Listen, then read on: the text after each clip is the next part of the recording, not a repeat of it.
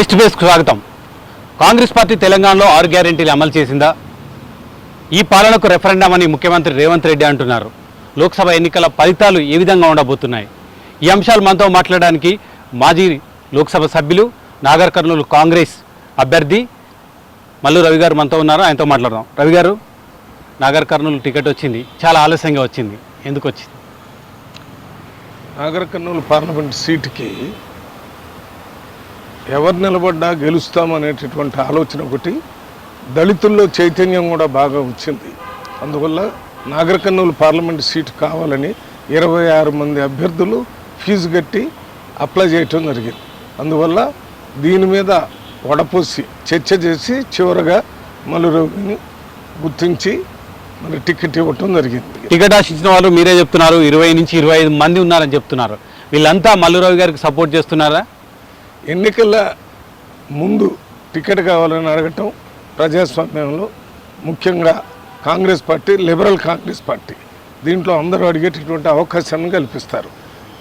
అందరికీ అవకాశం ఇచ్చి ఫైనల్ చేసిన తర్వాత టికెట్ వచ్చిన తర్వాత ఇక అందరూ కూడా నాకు మేజర్గా టికెట్లు అడిగినటువంటి వాళ్ళల్లో ఒక 3-4 ఉన్నారు. వీళ్ళందరూ కూడా నేను టికెట్ రాగానే నేను సంపత్ దగ్గర ఈ అడిగిన వాళ్ళందరితో అడిగాను.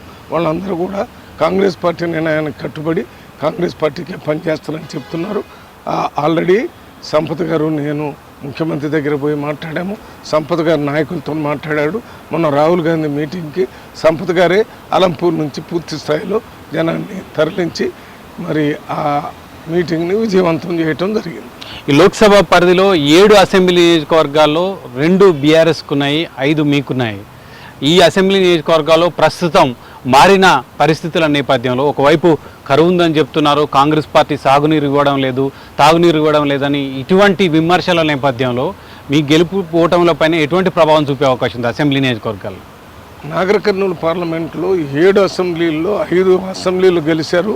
ఈ 5 అసెంబ్లీల్లో వీరంతా యాక్టివ్గా ఉన్నారు, కాంగ్రెస్ పార్టీ కోసం పనిచేస్తున్నారు. వీళ్ళందరూ కూడా యాక్టివ్గా కాంగ్రెస్ పార్టీ కోసం పనిచేస్తూ ఉండటం వల్ల కాంగ్రెస్ పార్టీ కార్యకర్తల్ని, కాంగ్రెస్ పార్టీ నాయకుల్ని సమన్వయపరుచుకొని ముందుకు పోతున్నారు. ఇది కాకుండా గ్రామంలో ఉన్నటువంటి ప్రజలు కూడా కాంగ్రెస్ పార్టీకి అనుకూలంగా ఉన్నారు. ఎందుకంటే ఈ 100 రోజులు రేవంత్ రెడ్డి గారు ముఖ్యమంత్రి అయిన తర్వాత ఎన్నికల కంటే ముందు ఇచ్చినటువంటి హామీల్ని అమలు చేస్తూ పరిపాలన చేస్తున్నాడు. ప్రజాస్వామ్యయుతమైన పరిపాలన, ప్రజా పరిపాలన తెచ్చాడు కాబట్టి ఓటర్స్ కూడా అనుకూలంగా ఉన్నారు. కానీ 6 గ్యారెంటీలు అమలు చేశామని చెప్తున్నారు, అమలు చేస్తామని చెప్పారు. కానీ క్షేత్రస్థాయిలో ఈ 6 గ్యారెంటీలు ఇంకా అమలు కావడం లేదు. ఇచ్చిన హామీలను కాంగ్రెస్ విస్మరించిందని చెప్తున్నారు. ఏం చెప్తారు ప్రజలకు మీరు? చెప్పే వాళ్ళకే కనపడటం లేదు, వినపడటం లేదు. చెప్పేది ముఖ్యంగా బీఆర్ఎస్ నాయకులు, బీజేపీ నాయకులు. కాంగ్రెస్ పార్టీ అధికారంలోకి రాగానే 48 గంటల్లోనే రేవంత్ రెడ్డి గారు మొట్టమొదటి క్యాబినెట్ మీటింగ్ పెట్టి దాంట్లో 6 గ్యారెంటీలు అమలు చేయడానికి కావలసిన ఒక నిర్ణయాన్ని తీసుకోవటం జరిగింది. వెంటనే 48 గంటల్లోనే 2 గ్యారెంటీల్ని అమలు చేయడానికి ప్రారంభం మొదలుపెట్టారు. మొట్టమొదటిది 10 లక్షల రూపాయల ఖర్చుతోని పేదవాళ్ళకి మన ఆరోగ్యంకు 10 లక్షల రూపాయలు ప్రభుత్వం ఇచ్చేటటువంటిది, అది ఆరోగ్యశ్రీ ఇవ్వటం జరిగింది. ఇక రెండోది, మొత్తం రాష్ట్రంలో ఉన్నటువంటి మహిళలందరూ పెద్ద చిన్న చదువుకున్న చదువురాని వాళ్ళు ఎవరైనా కానీ తెలంగాణ ఆర్టీసీ బస్సులో ఉచితంగా ప్రయాణం చేయడానికి వాళ్ళకి అవకాశం కల్పించారు. ఇప్పటికే నాకు తెలిసినంత వరకు 25 కోట్ల మంది మహిళలు ఆర్టీసీ బస్సులో తిరిగి ఉచితంగా టికెట్స్ తీసుకున్నట్టుగా మనకు రిపోర్ట్ ఉంది. అది అందరికీ తెలిసింది. ఇది కాకుండా మళ్ళీ ఇంకోటి కూడా పెట్టారు. ప్రతి ఇంటికి 200 యూనిట్స్ ఉచితంగా కరెంట్ ఇవ్వాలనేది, అది అమలు జరుగుతూనే ఉంది. అది కాకుండా ఈ 200 యూనిటే కాకుండా గ్యాస్ సిలిండరు ఇప్పుడు 1100, 1200 ఉన్నదాన్ని 500 రూపాయలకి ఇస్తారనే దాన్ని కూడా అమలు చేస్తారు. అది కూడా అమలు జరుగుతూనే ఉంది. ఇది కాకుండా ఇందిరమ్మ ఇండ్లు 5 లక్షల రూపాయలకే కట్టిస్తామని చెప్పారు. అది కూడా అమల్లోకి వచ్చేసింది. 5 లక్షల రూపాయలు ఇవ్వటం ద్వారా ప్రజల్లో మళ్ళీ ఇందిరమ్మ ఇండ్లు వస్తారనే నమ్మకం. ప్రతి అసెంబ్లీకి 3500 చొప్పున మరి ఇవాళ బడ్జెట్లో కూడా బడ్జెట్ని అలాట్ చేసి చేయటం జరుగుతుంది. ఇది కాకుండా మీ అందరికీ తెలిసింది ఏంటంటే ఒక్క రైతులకు సంబంధించినటువంటి మన ఈ రైతు బంధు కూడా అమలు చేస్తానన్నారు. రైతు బంధు 5 ఎకరాల వరకు ఇప్పుడు రైతు బంధుని అమలు చేయటం జరుగుతుంది. ఎక్కడైనా పోయి చూడండి, 5 ఎకరాలు దాటిన వాళ్ళకి జరగలేదు. ఎందుకంటే 7 లక్షల కోట్ల రూపాయలు అప్పు చేసి ప్రభుత్వంలో మనకి అడుక్కునే చిప్పని ప్రభుత్వం చేతిలో పెట్టిపోయింది బీఆర్ఎస్ ప్రభుత్వం. అయినా కానీ ఈ ప్రభుత్వం వెంటనే ఈ గ్యారంటీని అమలు చేయటమే కాకుండా ఉద్యోగస్తులకు 1వ తారీఖే ఉద్యోగం జీతాలు ఇచ్చేటటువంటి కార్యక్రమం చేస్తుంది. ఒక మహిళలకి ఇచ్చేటటువంటిది ఒకటి ఆగుంది, అది కూడా అమలు చేస్తున్నారని చెప్తున్నారు. అమలు చేసిన హామీలు చెప్తున్నారు. 2 లక్షల రుణమాఫీ ఒక్కటే మహాలక్ష్మి పెన్షన్లు పెంచుతామన్నారు. మీరు ఏం చెప్తున్నారు? రైతులకి 2 లక్షల అప్పు మాఫీ 1 సంవత్సరంలో చేస్తారన్నాం. 100 రోజుల్లో చేసే గ్యారంటీలో లేదు. అది మీరు అడిగేటప్పుడు అరే లేదంటుంటే మాట మార్చ, అందుకనే నేను అంటున్నాను. అసలు 2 లక్షల రూపాయలు అప్పు మాఫీ చేస్తారన్నాం. 15,000 రూపాయలు రైతు బంధు వేస్తున్నాం 100 రోజుల్లో అన్నాం. అది చేసాము 5 ఎకరాల వరకు అని చెప్తున్నాను. 2 లక్షలది 1 సంవత్సరం లోపల ఒకేసారి చేస్తారన్నాం. అది చేస్తాము, అది మేనిఫెస్టోలో పెట్టాము. గ్యారంటీల్లో లేదు. గ్యారంటీల్లో మహిళలకు ఇస్తున్నటువంటి నెలకి ఇస్తున్నటువంటి డబ్బులు ఇవ్వడానికి బడ్జెట్ తక్కువ ఉండటం వల్ల ఇప్పుడు ఈ 100 రోజులు దాటిన తర్వాత అమలు చేస్తారంటున్నాం. తక్కిన 6 గ్యారంటీల్లో 5 అమలు జరుగుతూనే ఉన్నాయి. ఆ అబద్ధాలు చెప్పి ఎన్నికల్లో కాంగ్రెస్ పార్టీ మీద బురదజల్లాలనే ఉద్దేశంతోనే ఈ బీఆర్ఎస్ బీజేపీ పార్టీ ఆడుతున్నటువంటి నాటకాలు. 10 సంవత్సరాల్లో ప్రజల్ని పీడించి ఇబ్బంది పెట్టినటువంటి ఈ పార్టీకి అసలు ప్రశ్నించేటటువంటి హక్కు, మాట్లాడే నైతిక హక్కే లేదు. ఒకవైపు బీఆర్ఎస్ సిట్టింగ్ ఎంపీ బీజేపీ నుంచి ఆయన తనయుడు పోటీ చేస్తున్నాడు, రాములు కొడుకు.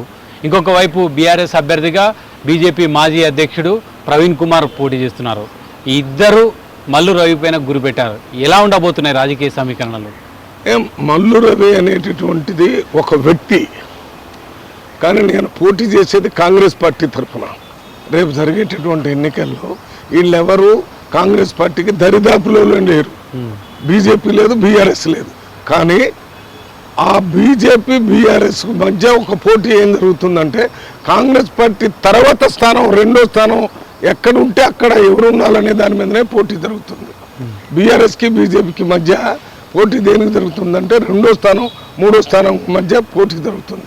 1వ స్థానం కాంగ్రెస్ పార్టీ అనేది సర్వేలో తెలిసింది, ఇప్పుడు తెలిసింది. భవిష్యత్తు రేపు వచ్చే ఎన్నికల్లో కూడా కాంగ్రెస్ పార్టీ 100 పాళ్ళు భారీ మెజార్టీతో గెలవబోతుంది. ప్రజలు గెలిపియడానికి సిద్ధంగా ఉన్నారు. మల్లురావు గారు 2 సార్లు ఎంపీగా పనిచేశారు. నాగర్ కర్నూలులో మరొకసారి ఎంపీగా కావడానికి పోటీ చేస్తున్నారు. ఏం అభివృద్ధి చేశారు? మళ్ళీ ఏ ముఖం పెట్టుకొని ఓటు అడుగుతున్నాం అంటే ఏం చెప్తారు మీరు? నేనే పార్లమెంటు సభ్యుడిగా పోటీ చేయాలని మామూలుగా ఇంత ముందప్పుడు నాకే టికెట్ కావాలని నేను ఏఐసిసిలో కానీ ఇక్కడ కానీ ఎక్కడైనా అడిగేవాడిని. ఈసారి అట్లా జరగలేదు. మీరు నాకు చెప్పారు కదా, టికెట్ ఆలస్యమైంది. మొత్తం 7 అసెంబ్లీల్లో ఉన్నటువంటి ప్రజలు కూడా కాంగ్రెస్ పార్టీ నుంచి మల్లురావుకి టికెట్ ఇవ్వాలి, మల్లురావుకి టికెట్ ఇస్తే ఆయన అయితేనే గెలుస్తాడు అనేటటువంటి విధంగా పేపర్లో స్టేట్మెంట్ ఇచ్చాడు, సర్వేల్లో చెప్పారు, ఎలక్ట్రానిక్ మీడియాలో చెప్పారు. దీనికంతా ఉదాహరణ ఏంటంటే, నేను మొట్టమొదట 1991లో ఎంపీగా ఎన్నికయ్యాను. అప్పుడు పివి నరసింహారావు గారు ప్రధానమంత్రిగా ఉన్నప్పుడు నిరంతరం ప్రజల మధ్యలో ఉండి ప్రజల సమస్యల్ని రాష్ట్ర ప్రభుత్వం, కేంద్ర ప్రభుత్వం దృష్టికి తీసుకొని వచ్చి ఆ సమస్యల పరిష్కారం చేశాను. 2వసారి 98లో ఎంపీగా అయ్యాను. అప్పుడు కూడా వాజ్పేయి గారు ప్రధానమంత్రిగా బీజేపీ ఉన్నారు. ఆ టైంలో కూడా ప్రజల మధ్యలో ఉండి ప్రజల సమస్యల పరిష్కారం చేయడానికి ప్రయత్నం చేశాను. నేను ఎక్కడున్నా నా ఫోను, సెల్ ఫోన్లు వచ్చిన దగ్గర నుంచి ఎవరు ఫోన్ చేసినా మాట్లాడి వాళ్ళ సమస్య తెలుసుకుని ఎవరితో మాట్లాడాలో మాట్లాడి వాళ్ళకి మళ్ళీ చెప్పేటటువంటి ఆ అలవాటు నాకు ఉంది. కాబట్టి ప్రజలందరికీ నేను ఒక ప్రజాప్రతినిధిగా, నేను ఎప్పుడో 99లో ఎంపీగా పోటీ చేశాను. మళ్ళీ మొన్న 2019లో పోటీ చేశాను. చాలా కాలం 10-15 సంవత్సరాలు అక్కడ లింకు లేకుండా ఉన్నా కూడా ప్రజలు నాతో దృష్టిలో ఉన్నారంటే, నేను అక్కడ నుంచి పోటీ చేసి కొద్దిగా పక్కకి ఎప్పుడు జరిగానంటే 2008లో నన్ను కాంగ్రెస్ పార్టీ నుంచి జడ్చర్లలో ఎమ్మెల్యేగా జనరల్ సీట్లో పోటీ చేస్తే మీరే గెలుస్తారని ఆనాడు మహబూబ్నగర్ జిల్లాలో ఉన్న మంత్రులు, ఎమ్మెల్యేలు, ఎంపీలు అడిగి ముఖ్యమంత్రితో చెప్పిస్తే అప్పుడు నేను పోటీ చేశాను, ఎమ్మెల్యేగా గెలిచాను, జనరల్ సీట్లో గెలిచాను. దాని తర్వాత అక్కడే నేను జనరల్ సీట్లో పోటీ చేయాలనే ఉద్దేశంతో అక్కడే ఉండటం వల్ల ఇక్కడ పోటీ చేయకుండా 2019లో నాగర్ కర్నూలు పార్లమెంట్లో ఉన్న ప్రజలందరూ మల్లురవి పోటీ చేయాలంటే వాళ్ళ అభిప్రాయానికి అనుగుణంగా పోటీ చేయటం జరిగింది. అందువల్ల నేను అంత కాలం తర్వాత పోటీ చేసినా కానీ పెద్ద మెజారిటీతో నాకు ఓట్లేసి గెలిపించకపోయినా ఓట్లేశారు కాబట్టి 2వ స్థానంలో పెద్ద స్థాయిలో వచ్చాను కాబట్టి నేను అప్పుడే కాంగ్రెస్ పార్టీ తరఫున ఎంపీగా ఇక్కడ పోటీ చేస్తాను, జడ్చర్లలో ఎమ్మెల్యేగా పోటీ చేయాలని స్టేట్మెంట్ ఇచ్చి అప్పటి నుంచి నాగర్ కర్నూలు ప్రజలకు అందుబాటులో ఉండి తిరుగుతుండటం వల్లనే ఇవాళ ప్రజలందరూ నాకు ఓటు వేయాలని మీరు ప్రజలు కోరుకుంటున్నారు, పోటీ చేస్తున్నారు, కాంగ్రెస్ పార్టీ టికెట్ ఇస్తుంది, గెలుస్తున్నాయి, 2 సార్లు గెలిచారు, మరోసారి కూడా గెలుస్తామని చెప్తున్నారు. ఒక ల్యాండ్ మార్క్ డెవలప్మెంట్ మల్లురవి గారు ఇవాళ రాష్ట్రంలో టెక్నాలజీ ఇప్పుడు సెల్ ఫోన్లు వచ్చినాయి. ఇంతకుముందు ఉన్నటువంటి టెలిఫోన్ ఎక్స్చేంజెస్ అన్నీ గ్రామ స్థాయి నుంచి మండల స్థాయి నుంచి అసెంబ్లీ స్థాయి దాకా పెద్దవన్నీ తీసుకొని వచ్చి స్టార్ట్ చేయించాను. పోస్ట్ ఆఫీసులు పెద్దవి శాంక్షన్ చేయించాను. ఇవన్నీ కేంద్ర ప్రభుత్వం నుంచి వచ్చేది. ఇది కాకుండా మన చదువుకు సంబంధించి మన నవోదయ స్కూలు ఒట్టెమని నాగర్ కర్నూలు పక్కనే ఉంటుంది. అది ఎక్కడో వేరే దగ్గర పోయేదానికి నా దగ్గర తీసుకొచ్చి పెద్ద బిల్డింగ్లు కట్టించి ఇప్పుడు అక్కడ చదువుకున్న వాళ్ళందరిలో చాలా ఉన్నత స్థానంలోకి పోయినటువంటి విద్యార్థులంతా అక్కడ ఉన్నారు. అది కాకుండా ఇండియన్ ఆయిల్ కార్పొరేషన్ నుంచి ఒక ప్రత్యేకంగా అప్పుడు నా కాన్సెన్స్లో ఉన్నటువంటి తిమ్మాపేట దగ్గర ఓ పెద్ద బాట్లింగ్ యూనిట్ని నేనే స్వయంగా శాంక్షన్ చేయించి అప్పుడు కేంద్ర పెట్రోలియం మినిస్టర్ని తీసుకొచ్చి ఫౌండేషన్ ఇప్పించాను, ప్రారంభం చేయించాను. ఇప్పుడు బాగా పనిచేస్తుంది. ఇవి కాకుండా కేంద్ర ప్రభుత్వం నుంచి వచ్చేటటువంటి నిధులన్నీ తీసుకుని వచ్చాను. అన్నిటికంటే ముఖ్యమైనది నేను ఎంపీ కాగానే మొట్టమొదట నాగర్ కర్నూలు లేక మహబూబ్ నగర్ జిల్లాలో ఉన్నటువంటి పాలమూరు లేబర్ అంతా భారతదేశంలో పొట్ట చేత పట్టుకుని వాళ్ళంతా పోయి తిరుగుతుంటూ మైగ్రేషన్ లేబర్ అంటారు. వీళ్ళందరికీ ఇక్కడే పని కల్పిస్తే బాగుంటుందని నేను ఇచ్చిన రిప్రజెంటేషన్ మీదనే పివి నరసింహరావు గారు ఒక కమిటీని వేశారు. ఈ లేబర్కి పని ఎట్లా కల్పించాలని కమిటీ వేస్తే ఆ కమిటీలో నేను మెంబర్ని. అప్పుడు మణిశంకర్ అయ్యర్ అని ఆయన చైర్మన్, అదే రకంగా శైలజ ఒక మెంబరు, ఇంకా 3-4 మెంబర్స్తోని కమిటీ వేశారు. మేము ఒక రిపోర్ట్ సబ్మిట్ చేశాం. ఆ రిపోర్ట్ మీదనే అప్పుడు ప్రధానమంత్రి పివి నరసింహరావు గారు ఎంప్లాయ్మెంట్ అష్యూరెన్స్ స్కీమ్ అని ఒకటి పెట్టారు.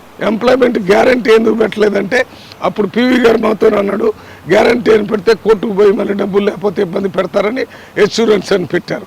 అదే స్కీమ్ని మళ్ళీ దేశవ్యాప్తంగా యూపీఏ 2004లో సోనియా గాంధీ గారి టైంలో బిల్లు పెట్టి ఎంప్లాయ్మెంట్ గ్యారంటీ స్కీమ్ 100 రోజుల స్కీము తీసుకొని వచ్చి పెట్టారు.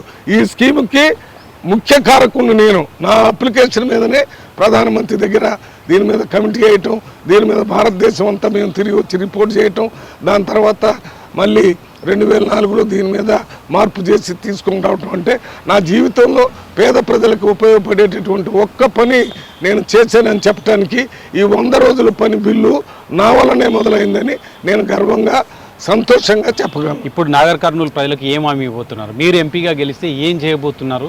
ఎలాంటి భరోసా కల్పించబోతున్నారు? నాగర్ కర్నూలులో రైల్వే లైన్లు మహబూబ్ నగర్లో ఉన్నాయి. ఇప్పుడు ఉన్నటువంటి నాగర్ కర్నూలులో అటు ఆ గద్వాలకెళ్ళి లైన్ ఉంది తప్ప ఇటేపు మన కలవకుర్తి కానీ, అదే రకంగా నాగర్ కర్నూలు కానీ, అచ్చంపేట కానీ, కొల్లాపూర్ కానీ మన ఈ ప్రాంతంలో ఏమి లేవు కాబట్టి వీటన్నిటిలో రైల్వే లైన్ తీసుకొని రావటం, అదే రకంగా నేషనల్ హైవే రోడ్డు ఒకటి నేను ఈ మధ్య ప్రత్యేక ప్రతినిధిగా ఢిల్లీ పోయినప్పుడు ఒక ప్రపోజల్ తయారు చేసి ముఖ్యమంత్రి గారితో లెటర్ రాయించి నేను కూడా ఆ లెటర్ని కేంద్రంలో ఇచ్చాం. అలంపూర్ నుంచి నేషనల్ హైవేని కలుపుతూ అలంపూరు, కొల్లాపూరు, నాగర్ కర్నూలు, అచ్చంపేటను కలుపుతూ అది నల్గొండలో ఆ కలిపే విధంగా ఒక నేషనల్ హైవేని పెట్టాము. నేను ఎంపీ అయిన తర్వాత ఆ నేషనల్ హైవేని ఏర్పాటు చేయటం జరుగుతుంది, రైల్వే లైన్లు చేయటం జరుగుతుంది. ఉద్యోగాలకు ముఖ్యంగా స్కిల్ డెవలప్మెంట్ సెంటర్స్ కావాలి. ఒక్క స్కిల్ డెవలప్మెంట్ సెంటర్ కూడా నాగర్ కర్నూలు పార్లమెంట్లో లేదు ఎక్కడ. అవి 2-3 స్కిల్ డెవలప్మెంట్ సెంటర్స్ కూడా పెడతాను. అన్నిటికంటే ముఖ్యంగా కేంద్ర ప్రభుత్వం నుంచి స్కూల్స్, కేంద్ర ప్రభుత్వం నుంచి ఇండస్ట్రీస్, కేంద్ర ప్రభుత్వం నుంచి రైల్వే లైను, కేంద్ర ప్రభుత్వం నుంచి నేషనల్ హైవే ఇవన్నీ తీసుకొని రావటం వల్ల ఈ వెనకబడ్డ ప్రాంతం అంతా అభివృద్ధి జరిగింది. ఇంకొకటి కృష్ణానది అక్కడ నుంచి పారుతుంది. కృష్ణానది నీళ్ళని ఉపయోగించి దాని మీద ఆధారపడి పెట్టేటటువంటి ఇండస్ట్రీస్ని కూడా తీసుకొని వస్తాం. అవి కాకుండా కలకుర్తి, నెట్టింపాడు, భీమా, కోయిల్ సాగర్ ఈ నాలుగిటికి నేను ప్రత్యేక ప్రతినిధిగా ఉండి అన్నిటికీ అనుమతులు తీసుకొని వచ్చాను. ఇప్పుడు మనం అక్కడ పాలమూరు రంగారెడ్డి ప్రాజెక్టు ఉంది. ఈ 4, 5 వీటన్నిటికి సంబంధించిన నిధులు రాష్ట్రంలో ముఖ్యమంత్రితో మాట్లాడి తీసుకొని వస్తాను. పాలమూరు రంగారెడ్డికి సంబంధించి కేంద్రం నుంచి ప్రత్యేకంగా నిధులు తీసుకొని వచ్చి మనం డివిజన్ టైంలో ఇచ్చినటువంటి హామీల్ని అమలు చేయడానికి కేంద్ర ప్రభుత్వం ఒత్తిడి చేస్తాను.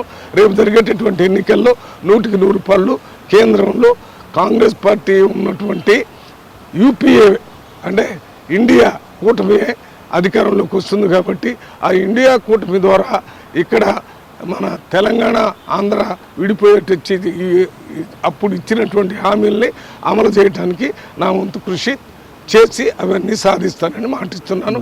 రేపు ఎన్నికల తర్వాత కేంద్రంలో ఇక్కడ రేవంత్ రెడ్డి గారు ఏ రకంగా కాంగ్రెస్ ప్రభుత్వం వచ్చి ముఖ్యమంత్రి అయ్యాడో అదే రకంగా రేపు అక్కడ ఇండియా కూటమి వచ్చిన తర్వాత రాహుల్ గాంధీ గారు ప్రధానమంత్రిగా వస్తాడు. రాహుల్ గాంధీ గారు భారత్ జోడో యాత్ర, భారత్ జోడో న్యాయయాత్ర చేసి ప్రజలందరి మధ్యలో తిరిగి ఆయన మొన్న 5 గ్యారంటీలు ఇచ్చాడు. ఆ 5 గ్యారంటీలు యువకులకి 30 లక్షల ఉద్యోగాలు, యువకులకి BA డిప్లొమా చేసిన వాళ్ళందరికీ వాళ్ళకి ₹1,00,000 ఇచ్చి అప్రెంటిస్ చేసేదానికి ఒక గ్యారంటీ ఇచ్చాడు. మరి కూలి వాళ్ళందరికీ ఇప్పుడు వచ్చే ₹200 కాకుండా రోజుకి ₹400 రోజు కూలి వచ్చేటట్టు గ్యారంటీ ఒకటి చెప్పాడు.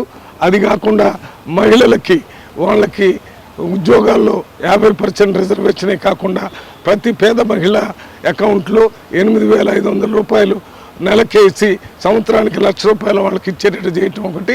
ఇది కాకుండా బీసీలకు సంబంధించి జనగణన చేయించి జనాభాకి ప్రపోర్షనల్గా రిజర్వేషన్ ఇస్తారని చెప్పారు కులగణనతోనే. దాంతోపాటు 50% రిజర్వేషన్ ఇప్పుడు సీలింగ్ ఉంది సుప్రీంకోర్టు ప్రకారం. పార్లమెంట్లో బిల్లు పెట్టి ఈ సీలింగ్ తీసేసి జనాభాకి ప్రపోర్షనల్గా రిజర్వేషన్ ఇచ్చే కార్యక్రమాన్ని రాహుల్ గాంధీ గారు ఇస్తారన్నారు. కాబట్టి ఇవాళ భారతదేశంలో రాహుల్ గాంధీ గారి నాయకత్వంలో, ఇండియా మొత్తం మల్లికార్జున గారి నాయకత్వంలో కాంగ్రెస్ పార్టీ అధికారంలోకి వచ్చి రాహుల్ గాంధీ గారు ప్రధానమంత్రిగా అవుతారు. అప్పుడు ప్రజలందరూ సుఖ సంతోషాలతో ఉండే విధంగా ప్రజాస్వామ్య ప్రభుత్వం, చట్టపరమైన పరిపాలన, సంక్షేమ ప్రభుత్వం వస్తుంది. మందకృష్ణ మాదిగ అంటున్నారు ఎస్సీ వర్గీకరణ కేవలం బీజేపీతోనే సాధ్యం అంటున్నారు. యాక్చువల్గా మందకృష్ణ మాదిగ మొదటి నుంచి వర్గీకరణ కోసం పోరాటం చేస్తున్నాడు. మొదటి నుంచి ఆయన చేస్తున్నటువంటి పోరాటంలో నేను కూడా కలిసి పనిచేశాను. వర్గీకరణకి అనుకూలంగా ఉషా మెహతా కమిటీని వేసేటప్పుడు నేనే అప్పుడు స్పెషల్ రిప్రజెంటేటివ్గా ఉండి వారికి అన్ని సౌకర్యాలు కల్పించి రిపోర్ట్ వచ్చేంత వరకు పనిచేశాను. ఆ రిపోర్ట్ని ఆధారంగా చేసుకునే ఇప్పుడు ఈ రాష్ట్ర ప్రభుత్వం, ఇప్పుడు ఉన్నటువంటి కేంద్ర ప్రభుత్వం ఆ బిల్లును తీసుకొని రావడానికి ఏది క్యాబినెట్ ABCD కేటగరైజేషన్ చేయడానికి సుప్రీంకోర్టులో కేసు ఉంది. దాన్ని చేస్తామని చెప్పి వీళ్ళు కూడా ఒక కమిటీ చేశారు. నిజంగానే బీజేపీ వాళ్ళు చేస్తే 5 సంవత్సరాల్లో చేయనటువంటి ప్రధానమంత్రి ఎన్నికలు 2-3 నెలల్లో ఉండగానే మేము చేస్తామని చెప్తున్నానంటే దళితులను మోసం చేయడానికి. అసలు కేటగరైజేషన్కి అనుకూలంగా కాంగ్రెస్ పార్టీ రాజశేఖర రెడ్డి గారి టైంలో అసెంబ్లీలో బిల్లు మన రెజల్యూషన్ పాస్ చేశారు. దాని తర్వాత కిరణ్ కుమార్ రెడ్డి గారి టైంలో పాస్ చేశారు. మేమందరం పోయి ప్రధానమంత్రి మన్మోహన్ చెప్పి చేయాలని చెప్పాం. మేము దానికి వ్యతిరేకం కాదు. అందరికీ సమన్యాయం జరగాలనే ఆలోచనతోనే కాంగ్రెస్ పార్టీ ఉంది. మరి ఆ పోరాటంలో నాయకుడుగా ఇప్పుడు ఉన్నటువంటి ప్రభుత్వం చివరిలోనైనా దాన్ని చేస్తానని చెప్తున్నారు. కాబట్టి మరి ఇప్పుడు మన మందకృష్ణ మాదిగ గారు ఆయన ప్రతి చోట బీజేపీకి ఓట్లు వేయమని చెప్తున్నారు ఒక బీజేపీ నాయకుడుగా. అది ఆయన ఇష్టం. ఆయన చెప్పినట్టుగా ఆయనకి మేము వ్యతిరేకం కాదు, అనుకూలం కాదు. మేము మా పార్టీ తరఫున కాంగ్రెస్ పార్టీకి అనుకూలంగా మాట్లాడతాం. ఓకే, ముఖ్యమంత్రి రేవంత్ రెడ్డి గారు చెప్తున్నారు 14 సీట్ల పైన గెలుస్తామని చెప్తున్నారు. విశ్వాసం ఏంటి? ఎందుకు కాంగ్రెస్ పార్టీ ఈ స్వల్పకాలంలోనే ఇంత అభివృద్ధి చేసింది? ఎందుకు ఓటేయాలని అంటున్నారు ప్రజలు? ముఖ్యమంత్రి రేవంత్ రెడ్డి గారు ఇంకో మాట కూడా చెప్పాడు, రెఫరెండం లాగా తీసుకున్నాడు. రెఫరెండం అంటే ఏంటంటే ఈ 100 రోజుల్లో చేసిన పరిపాలన అనుకూలంగా ఉంటే మీరు ఓటేయండి, వ్యతిరేకంగా ఉంటే వేయొద్దనే ఆలోచన ప్రకారం ఆయన రెఫరెండం లాగా ఓటేయమని చెప్పాడు. అంతేకాకుండా ఆ రకంగా ఓట్లు వేస్తారనే నమ్మకం ఉండబట్టే 14 నుంచి 16 సీట్లు కూడా గెలుస్తాయని చెప్తున్నాడు. 17 సీట్లు గెలిపించాలనే ప్రయత్నం జరుగుతుంది. దాంట్లో 14 నుంచి 16 సీట్లు తప్పనిసరిగా గెలిచే అవకాశం ఉంది. ఇవాళ ప్రభుత్వం అనేది ప్రజల ప్రభుత్వం అనేటటువంటి మాట ప్రజలకు వచ్చింది. అక్కడ కేంద్రంలో చూస్తే కనపడనటువంటి ఎమర్జెన్సీ నడుస్తుంది. ఇద్దరు చేతుల్లోనే అధికారం, ఒకటి మోడీ గారు, ఇంకోటి అమిత్ షా గారు. వాళ్ళిద్దరి చేతుల్లో తప్ప ఎవరి దగ్గర లేదు. ఎక్కడ చూసినా పోలీస్ రాజ్యం, ఈడీ రాజ్యం, ఇన్కమ్ ట్యాక్స్ రాజ్యం, సిబిఐ రాజ్యం ఇదే నడుస్తుంది. రాష్ట్రంలో కానీ కేంద్రంలో కానీ ప్రజలు బిక్కు పండుకుంటా బతుకుతున్నారు. అందువలనే రేపు ప్రజలందరూ కూడా స్వేచ్ఛగా మాట్లాడేటట్టు, స్వేచ్ఛగా ప్రశ్నించేటట్టు, స్వేచ్ఛగా బ్రతికేటట్టు, స్వేచ్ఛగా మతాన్ని అనుసరించేటట్టు ఒక్క కాంగ్రెస్ ప్రభుత్వంలోనే అది సాధ్యం. కాబట్టి Congress party secular, Congress party socialistic, Congress party సామాజిక న్యాయం జరగజేసి, అదే బీజేపీ అయితే అది non secular, non socialistic, capitalistic party. కాబట్టి అది ధనవంతుల పార్టీ, పేద ప్రజలకు వ్యతిరేక పార్టీ, ముఖ్యంగా దళితులకి, గిరిజనులకి, వీళ్ళందరికీ వ్యతిరేక పార్టీ. అందువల్లనే ఇవాళ మేము అది చేసాం, ఇది చేసాం, నేనే గ్యారంటీ అని ఆయన చెప్తే ఏం చేస్తారు? 2 విషయాలకు సమాధానం చెప్పండి. బీజేపీ ఒకటి, ఉద్యోగాలు ఇవ్వలేదు. 30 లక్షల ఉద్యోగాలు ఖాళీగా ఉన్నాయి, ఇంతవరకు యువకులకు ఇవ్వలేదు. మన నిత్యావసర వస్తువులు ఆకాశంలో ఉన్నాయి, అవి మొత్తాన్ని కిందకు దించుతున్నాడు. దించపోగా రెట్టింపోయినాయి. పెట్రోల్, డీజిల్, గ్యాస్ ధరలు పెరిగిపోయినాయి. ఇవి చాలు కదా ఈ బీజేపీ ప్రభుత్వం ప్రజలకు చేసింది ఏంటో అర్థం. ఒక స్వచ్ఛ భారత్ అని బజార్లు ఊడిసి ఇదే మేము చేసిందని చూపించినట్టే ఉంది తప్ప ఏమీ లేదు. ఈ బీజేపీకి కానీ బీఆర్ఎస్ కానీ ఓటేస్తే మనమే ఓటేసుకున్నట్టని ఓటర్ మహాశయాలకు విజ్ఞప్తి చేస్తూ రేపు జరిగేటటువంటి ఎన్నికల్లో కాంగ్రెస్ పార్టీ గుర్తు మీద ఓటేసి నాగర్ కర్నూలులో మల్లూరుని పెద్ద మెజార్టీతో గెలిపించాలని ప్రార్థిస్తున్నాం. చివరిగా ఒక క్వశ్చన్, బీఆర్ఎస్ చెప్తుంది కాంగ్రెస్ వస్తే కరువు వచ్చింది, కాంగ్రెస్ వస్తే విద్యుత్తు లేకుండా పోతుందని తీవ్రమైన విమర్శలు చేస్తుంది. ఇదే ఎజెండాని ఎన్నికల్లో ఫిక్స్ చేసింది.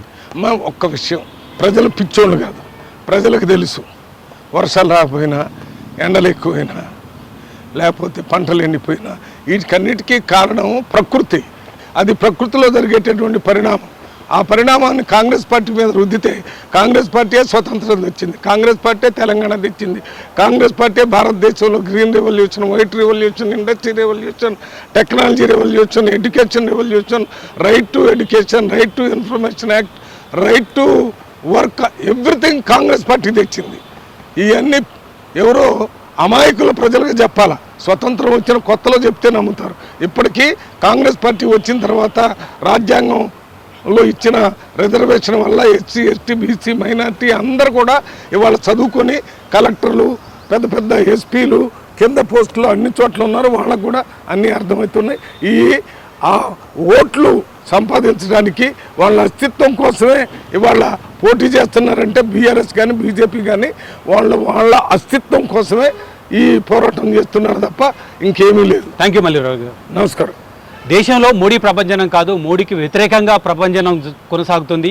ప్రజలు మోడీకి వ్యతిరేకంగా తీర్పు ఇవ్వబోతున్నారు. తెలంగాణ రాష్ట్రంలో 14 సీట్లకు పైగా గెలిచి తీరుతాం. మా పాలనకు రెఫరెండం అని రేవంత్ రెడ్డి చెప్పినట్లుగానే నిజంగానే మా పాలనకు రెఫరెండంగా ప్రజలు తీర్పు ఇవ్వబోతున్నారు. కాంగ్రెస్ వైపు ప్రజలు మొగ్గు చూపుతున్నారని మల్లురావు గారు చెప్తున్నారు. ఇది ఫేస్ టు ఫేస్. మరో గెస్ట్తో మళ్ళీ కలుద్దాం. చూస్తూనే ఉండండి ఎన్టీవీ.